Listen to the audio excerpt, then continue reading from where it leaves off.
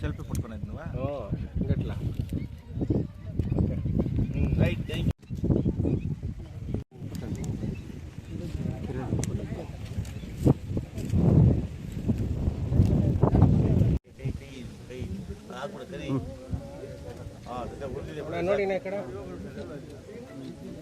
ಶ್ರೀ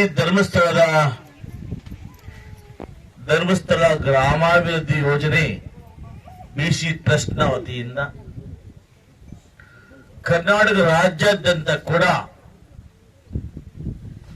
ಆ ಧರ್ಮಸ್ಥಳದ ಧರ್ಮಾಧಿಕಾರಿಯಾಗಿರ್ತಕ್ಕಂಥ ಸನ್ಮಾನ್ಯ ಡಾಕ್ಟರ್ ಶ್ರೀ ಶ್ರೀ ವೀರೇಂದ್ರ ಹೆಗಡೆ ಅವರ ಆಶೀರ್ವಾದ, ತಾಯಿ ಹೇಮಾವತಿ ಅವರ ಆಶೀರ್ವಾದದೊಂದಿಗೆ ಈ ಧರ್ಮಸ್ಥಳದ ಸಂಸ್ಥೆ ಅನೇಕ ಜನೋಪಕಾರಿ ಕೆಲಸಗಳನ್ನ ಮಾಡ್ತಾ ಇದೆ. ನಾನು ಕಂಡ ಹಾಗೆ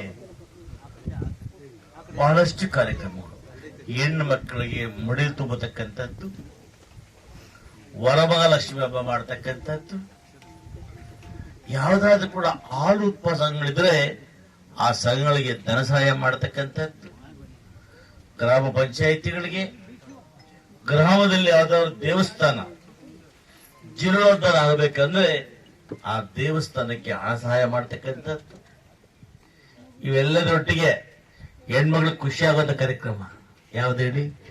ಗಣಸ ಕುಡಿಯೋದು ಬಿಡಿಸೋದು. ಈ ಮುಣ್ಮೂರು ಕುಡ್ಕೊಂಬಂದೆಲ್ಲ ಹಾಳು ಮಾಡ್ಬಿಟ್ಟು ನೋಡಿ ಸರ್, ಇವರೇ ಸಾಕ್ಷಿ. ಸರಳ ಬಡ್ಡಿಯಲ್ಲಿ ಹೆಚ್ಚಿಗೆ ಹೊರೆ ಆಗದೆ ಸರಳ ಬಡ್ಡಿಯಲ್ಲಿ ಹೆಣ್ಣು ಮಕ್ಕಳು ಸಾಲವನ್ನು ಕೊಟ್ಟು ಅವರ ಕುಟುಂಬವನ್ನ ಪೋಷಣೆ ಮಾಡಿಕೊಳ್ಳಲಿಕ್ಕೆ ಸಹಾಯ ಮಾಡತಕ್ಕಂಥದ್ದು ಈ ಒಂದು ಧರ್ಮಸ್ಥಳ ಗ್ರಾಮೀಣಾಭಿವೃದ್ಧಿ ಸಂಸ್ಥೆ. ಇತ್ತೀಚಿನ ಪೇಪರ್ಗಳಲ್ಲಿ ನೋಡ್ಬೋದು, ಮೈಕ್ರೋ ಫೈನಾನ್ಸ್ ಇಂದ ಕುಟುಂಬಗಳು ದಿವಾಳಿ ಆಗಿದ್ದಾವೆ, ಅನೇಕ ಜನರಿಗೆ ನೇಣು ಹಾಕೊಳ್ತಾ ಇದ್ದಾರೆ ಆತ್ಮಹತ್ಯೆ ಅಂತ. ಅದು ಯಾವ ಫೈನಾನ್ಸ್ಗಳಪ್ಪ ಅಂದ್ರೆ ಪ್ರೈವೇಟ್ ಫೈನಾನ್ಸ್ಗಳು, ಮೀಟರ್ ಬಡ್ಡಿ, ದಿನದ ಬಡ್ಡಿ, ವಾರದ ಬಡ್ಡಿ. ಅಲ್ಲೇನಮ್ಮ, ವಾರಕ್ಕೆ ಇಷ್ಟೊಂದು ಬಡ್ಡಿ ಕಟ್ಬೇಕು. ಆಂಧ್ರ ಫೈನಾನ್ಸು ಯಾವ್ದು ತಿಳ್ಕೊಂಡು ಅವೆಲ್ಲ ವಾರಕ್ಕೆ ಇಷ್ಟೊಂದು ಬಡ್ಡಿ. ನೀನಾದ್ರೂ ಹೋಗು, ನಿನ್ನ ಮನೆ ಆದ್ರೂ ಹೋಗ್ಲಿ, ಮಠ ಆದ್ರೂ ಹೋಗ್ಲಿ, ನನಗ್ ಬಡ್ಡಿ ಕಟ್ಟು ಅಂತ. ಇವತ್ತು ನಾವು ಅವ್ರ ಸವಾಸಕ್ಕೆ ಹೋಗ್ಬಾರ್ದು. ಯಾಕಂದ್ರೆ ಆ ಮೀಟರ್ ಬಡ್ಡಿ ₹3, ₹5 ವಾರದ ಬಡ್ಡಿ ನಮ್ ಕೈಲಿ ಆಗಲ್ಲ. ಆಗತ್ತಾ? ಸಾಧ್ಯ ಇಲ್ಲ.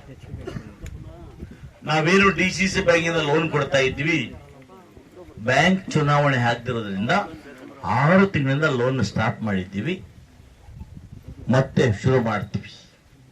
ಆದ್ರೆ ಈ ಧರ್ಮಸ್ಥಳ ಸಂಘ ನಿರಂತರವಾಗಿ ತಮಗೆ ಸಾಲ ಕೊಡ್ತಾ ಇದೆ.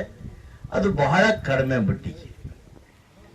ಬ್ಯಾಂಕ್ ಹೊಂದಾಣಿಕೆ ಮಾಡಿಕೊಂಡ್ರೆ ಬ್ಯಾಂಕ್ಗಿಂತ ಕಡಿಮೆ ಬಡ್ಡಿಯಲ್ಲಿ ಸಾಲ ಕೊಡ್ತಾ ಇದೆ. ಅದರಿಂದ ನನಗನ್ಸುತ್ತೆ ಯಾರಿಗೂ ಹೊರೆ ಆಗೋದಿಲ್ಲ ಅಂತ ನಾನಾದ್ರೂ ಭಾವಿಸ್ತೇನೆ. ಆಗುತ್ತೇನಮ್ಮ? ಸತ್ಯ ಹೇಳ್ಬೇಕು ನೀವು.